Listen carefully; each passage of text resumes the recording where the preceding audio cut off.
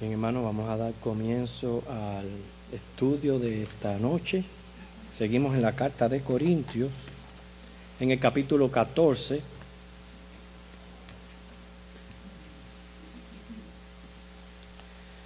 Vamos a estar viendo los versículos del 4 en adelante. Primera de Corintios, capítulo 11.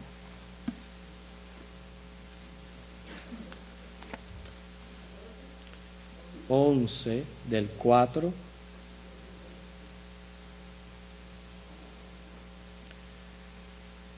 al 7 vamos a estar viendo en esta noche. Primera de Corintios 11 del 4 al 7. Esta porción tiene que ver con lo que es el uso del velo de la mujer. Dice así: todo varón que ora o profetiza con la cabeza cubierta afrenta su cabeza, pero toda mujer que ora o profetiza con la cabeza descubierta afrenta su cabeza, porque lo mismo es que si se hubiese rapado. Porque si la mujer no se cubre, que se corte también el cabello. Y si le es vergonzoso a la mujer cortarse el cabello o raparse, que se cubra. Porque el varón no debe cubrirse la cabeza, pues él es imagen y gloria de Dios, pero la mujer es gloria del varón. Vemos que se trata sobre prácticamente el cubrirse la cabeza con un velo, y la costumbre de usar velos es bien antigua. Ya se menciona ya por primera vez en Génesis 20:16, allá en los tiempos de Abraham. Y tenemos el ejemplo de Rebeca, cuando se colocó el velo antes de encontrarse con Isaac, en Génesis 24:65.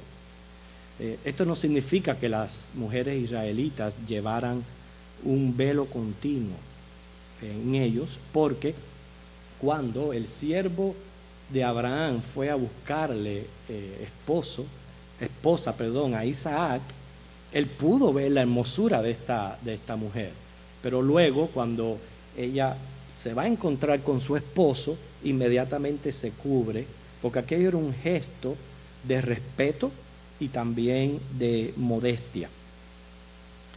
Quitar el velo prácticamente dice descubrir las quedejas, descubrir el pelo, y era una señal de vergüenza. Las mujeres respetables salían a la calle con las cabezas cubiertas y llevaban velos. Solo las rameras exhibían sus rostros y el cabello para atraer a los hombres, pero consideraba que las mujeres que oraran y predicaran en público llevaran un velo. Con nosotros tenemos esta noche, a ver si lo puedo pronunciar bien, a Naila Bizar Hajan. Es una modelo que viene a modelarnos un traje típico de allá de Arabia, para que nosotros podamos ver cómo es que las mujeres usaban los velos en aquel entonces. Ella no habla español, pero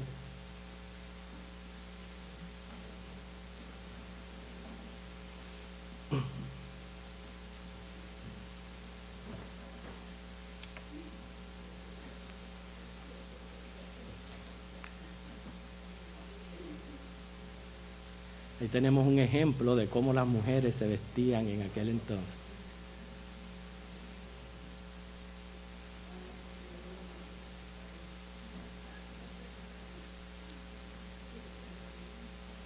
Ustedes pueden observar cómo ellas se cubrían. La idea del velo era que, por ejemplo, las mujeres tenían obligatoriamente que cubrirse el cabello, porque el cabello es considerado el aspecto más sensual de la mujer. Entonces solamente los esposos podían verlo. El rostro cubierto es opcional para la mujer, no necesariamente lo tienen que hacer, es si ella quiere todavía ser más conservada para su esposo, entonces usa el taparse la cabeza. Bueno, gracias, modelo, por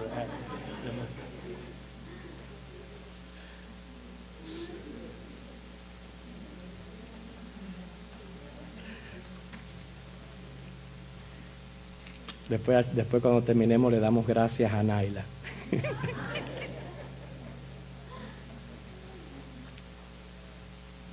Sí, la costumbre ha persistido a través de los siglos, no solamente los israelitas, los egipcios, muchas culturas usan en velo, han persistido hasta la actualidad, la India, Arabia.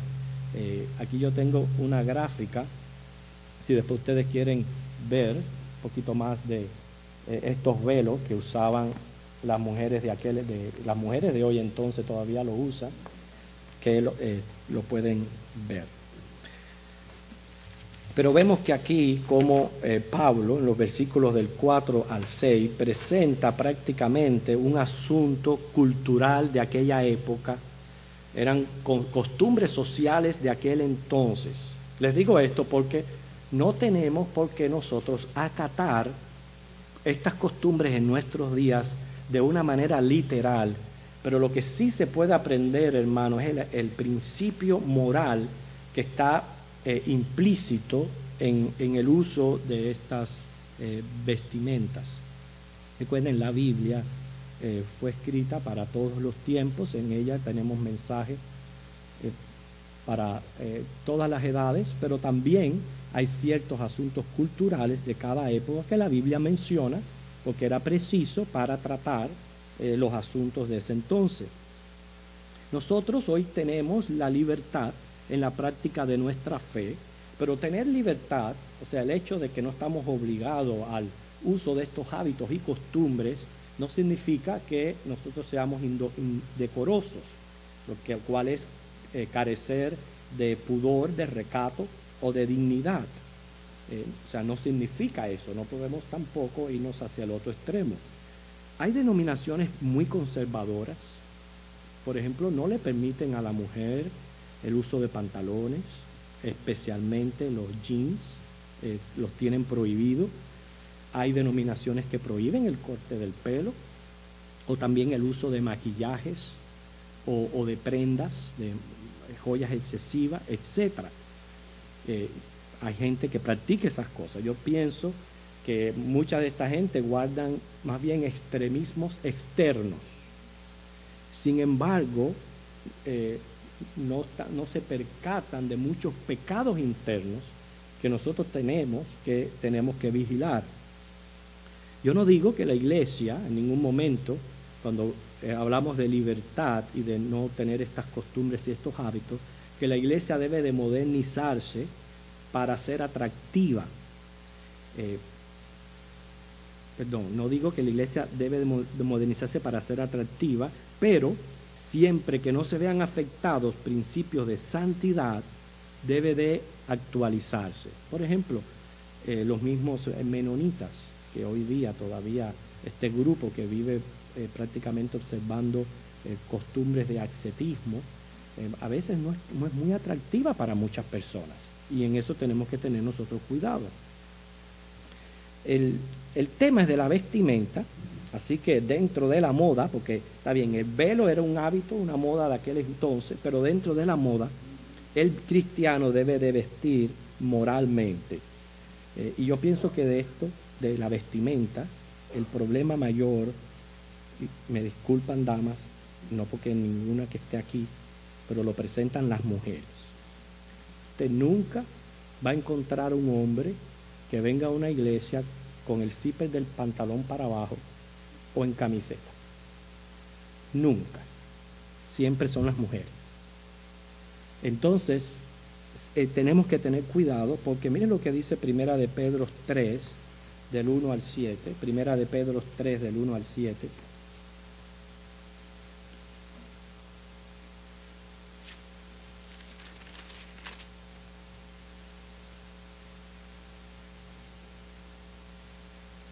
Asimismo, vosotras mujeres, estad sujetas a vuestros maridos, para que también los que no creen a la palabra sean ganados sin palabra por la conducta de sus esposas, considerando vuestra conducta casta y respetuosa.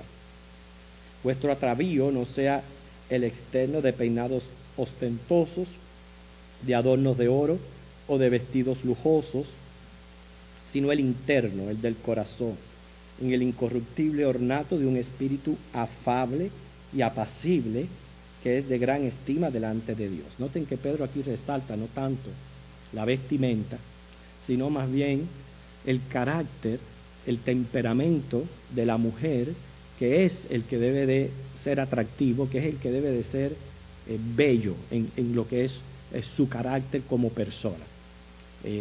Nos equivocamos a veces, pensamos que la belleza de una persona está en el físico o está en lo que viste, pero no es así. La belleza real está en la personalidad que muestra esa persona, y dice que la cristiana tiene que tener un espíritu afable y apacible.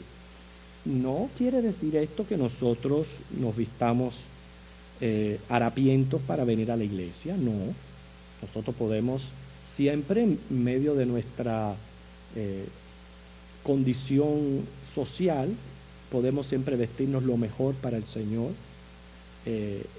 lo más limpio para el Señor, pero lo más importante aquí es que sea decoroso, y más bien la actitud de la persona es la que importa. Quiere decir, la mujer cristiana, yo he dicho esto anteriormente, no debe de vestirse estilo Kentucky Fried Chicken. Usted sabe que el Kentucky Fried Chicken es muslo y pechuga. ¿Okay? No debe de vestirse así, de esa manera. En otras palabras, para ser bien, como dice, directo, no sayas cortas, no blusas escotadas. Si ya usted ve que se le ve la alcancía, no blusas escotadas. Eso es, hermanos, si su deseo es agradar a Dios y respetar a su esposo. Si ese es su deseo, si eso es lo que está en su mente, entonces usted como mujer cristiana va a ser más selectiva a la hora de escoger sus ropas de vestir o sus atuendos. ¿Por qué?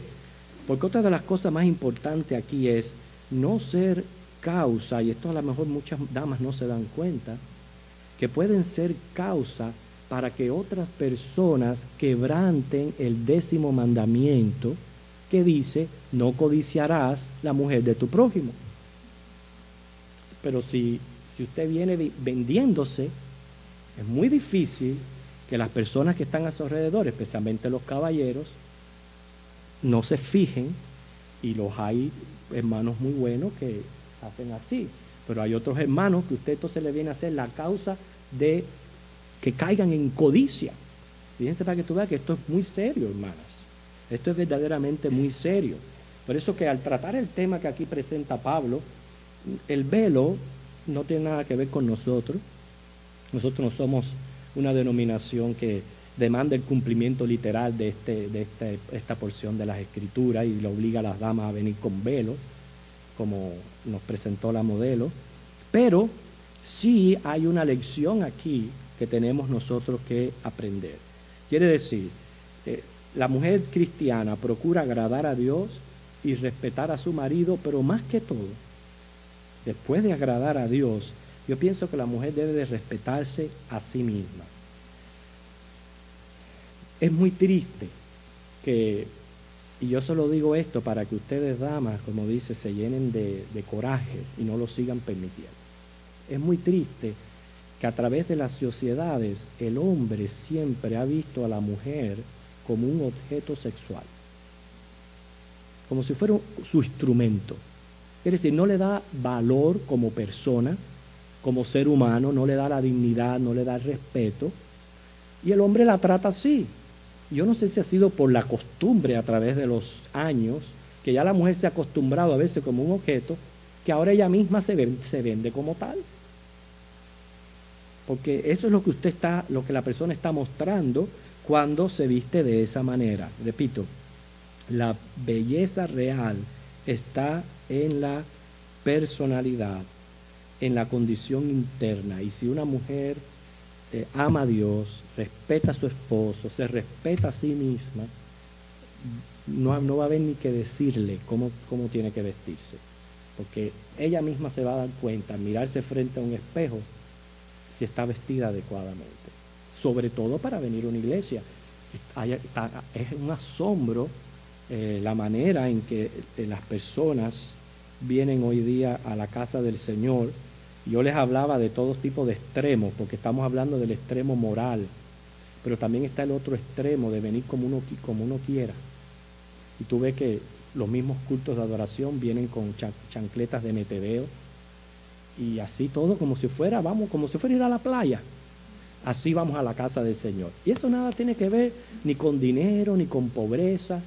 Todo eso tiene que ver con usted misma y de la manera en que usted se siente. Y estoy seguro que si a usted le envían una cita para ir a una corte, a presentarse delante de un juez, a lo que sea, usted es más selectiva para vestirse que muchos cuando vienen a la casa del Señor.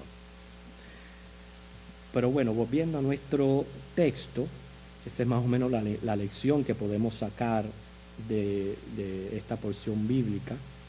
¿Cómo debían presentarse en las reuniones públicas de la iglesia? Primeramente le habla al hombre.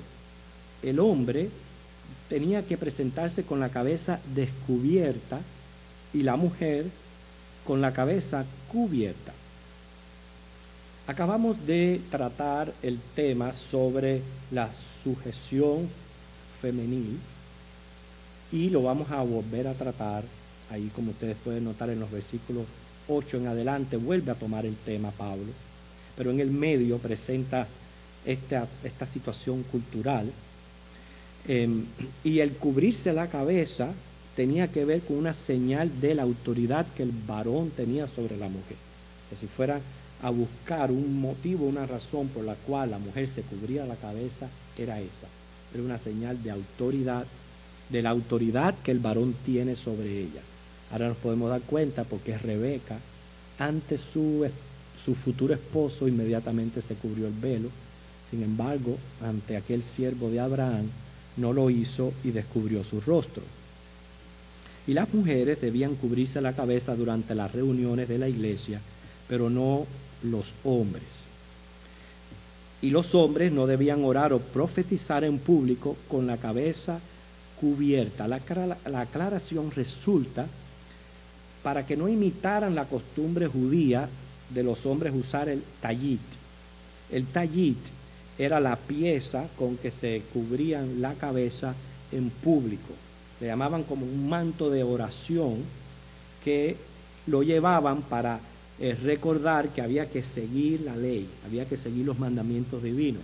Estaba adornado con 32 flecos, cada uno simbolizaba un precepto de las prohibiciones del Torá. Entonces ellos lo traían sobre sus hombros y a la hora de orar inmediatamente lo ponían sobre sus cabezas, como también para conseguir un mayor recogimiento, y de esa manera es que el judío oraba. Bueno, recuerden, aquí en las iglesias gentiles habían también judíos convertidos, venían, quizás traían estas costumbres, y Pablo les dice, los hombres no tienen por qué cubrirse sus cabezas cuando están orando o profetizando. No tienen por qué hacerlo. Pero las mujeres sí. Ellas no usaban estos tallit porque por el día se encargaban de las labores caseras. Como no estaban obligadas, ya estamos hablando de los judíos, como no estaban obligadas a ir a las oraciones, pues no usaban el tallit, pero sí debían usar lo que era el velo. Existían en aquel entonces 2 tipos de velo, y esos son los que todavía yo creo que algunos de ellos persisten hasta hoy. Muchos lugares de la India está lo que es el velo oriental, que era el que solo cubría el rostro y con excepción de los ojos. Y también el griego, que se llamaba el peplum, que era el que cubría a la persona entera. Es prácticamente la que usan los musulmanes, que le ponen inclusive una malla, la burka, ¿okay? Y le ponen para que la cubra completamente.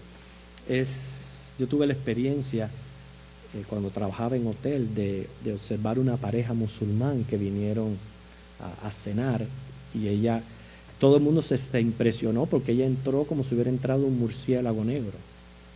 toda cubierta de negro, su velo completamente lo tapaba hasta los pies. Para comer, ella comía debajo del velo, ella no se destapaba, no podía. Debajo del velo, yo no sé si era joven, si era mayor, no sé, no se podía ver, y así ella comía. De la única manera que ellas se pueden descubrir es delante de su esposo. Esto tiene una tremenda lección, hermanos, porque son seres humanos que están padeciendo el mismo calor que padecemos nosotros hoy día aquí, porque hoy día la excusa para vestir con menos ropa es hay mucho calor. Pero estas personas también pasan por unos calores y viven en el desierto. O sea que pasan calor, no tienen las comodidades que tenemos nosotros de aire acondicionado como la tenemos en este país. Sin embargo, están dispuestas a seguir estas costumbres, a ser sujetas a sus esposos, a obedecer los preceptos de su religión. Y sin embargo, el mundo occidental, la libertad que nos ha dado Cristo, se ha convertido prácticamente en un libertinaje, donde ya no hay pudor ninguno a la hora de escoger una vestimenta. Y es lo que el Señor quiere que nosotros cambiemos y apreciemos, que si hay personas que no son salvas, que no tienen a Cristo, que están engañadas y confundidas bajo su religión, dispuestas a someterse a esto, como nosotros los cristianos que somos salvos, que tenemos libertad en Cristo, lo único que el Señor nos pide es vestir decorosamente. Él no nos está pidiendo que nos vistamos con estos velos todo el tiempo. Mira, en la misma santería, cuando le obligan a una persona a hacerse santo y tienen que vestirse de color blanco por 5, no sé, son 5 o 7 años. Y lo hacen, y la gente no tiene problema con hacerlo.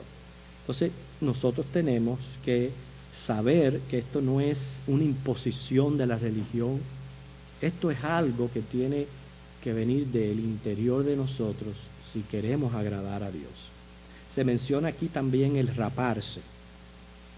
Lo dice ahí un poco irónicamente porque, ya les repito, el velo era la parte más sensual de la mujer, era el cabello, era un velo natural, y las que lo mostraban eran las rameras, y menos raparse. Raparse en aquel entonces era lo más vergonzoso que una persona pudiera experimentar, es raparse. Entonces Pablo lo dice así, fíjese que dice, si volvemos al pasaje,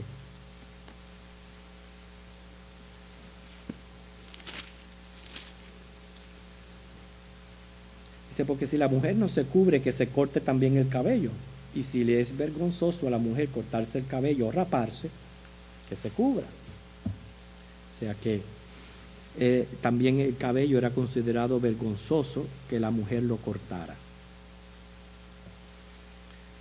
Y cortarse el cabello, según Deuteronomio 21:12, era una señal de aflicción o de castigo. Quiere decir, en fin de cuentas, que Pablo dice, si una mujer, ese es el mensaje que él le da a una mujer de aquel entonces, si una mujer desea ser considerada respetable, tenía que someterse al uso establecido y tenía que venir a las reuniones de la iglesia y tenía que cubrirse con un velo. No podía presentarse al descubierto. Ese era el mensaje de Pablo para aquella iglesia. Que para nosotros el uso del velo no tiene que tomarse como mandamiento, sino como expresión de lo que precisaría para ser consecuente. No podemos volver al cristianismo indeseable, inatractivo, anticuado. Lo digo porque, por ejemplo, que ahora nosotros exigimos que las mujeres tienen que venir así y así y ponerse un velo, etcétera. Eso inmediatamente, ¿qué haría a la religión? ¿Qué haría? La gente no vendría. Nos señalaría quizás como sectario, nos señalaría como gente ascetas, Y entonces la gente no vendría y abrazar el cristianismo. Eso es por un lado. Ahora, el otro es que el principio aquí es que la mujer luzca y vista de una manera decorosa si quiere ser considerada como mujer respetable. Y algo también que quiero decir aquí, el largo del pelo no hace a la mujer más santa. Hay muchas mujeres que usted las ve con los cabellos hasta la cintura, con las sayas largas hasta los pies, pero mire, lo que sueltan por la lengua es tremendo. O otros pecados internos que nada más que se fijan en lo que es la expresión externa y no se dan cuenta cómo están como personas delante de Dios y delante de Cristo.